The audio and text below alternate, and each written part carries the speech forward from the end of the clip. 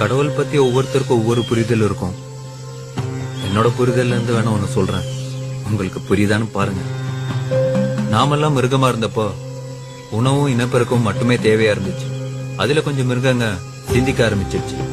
அப்படிப்பட்ட மிருகங்களுக்கு மனுஷங்கன்னு பின்னால பேர் வச்சுக்கிட்டாங்க. அந்த மனுஷனுக்கு மிருகங்கள்ட்ட இல்லாத பேராசை, பொறாமை, போட்டி, வஞ்சம்னு நிறைய குணங்கள் சேர்ந்துருச்சு.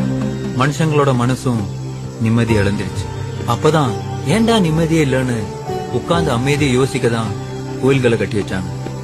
உட்கார்ந்து ஒழுக்கமா யோசிச்சவங்க நிம்மதியை கெடுத்த தேவையில்லாத குணங்களை உதுத்து விட்டுட்டு கடவுள் நிலையை அடைஞ்சாங்க. அந்த கடவுள் நிலையை அடைஞ்சவங்க கொடுத்துட்டு போன சிலபஸ் தான் திருமந்திரம், திருக்குறள், பகவத்கீதா, குர்ஆன், தம்மபதம், பைபிள்னு எல்லாம். அந்த சிலபஸ உண்மையா புரிஞ்சிட்டவங்க கடவுளோட மனநிலையை அடைய முடிஞ்சு. இப்ப நீங்க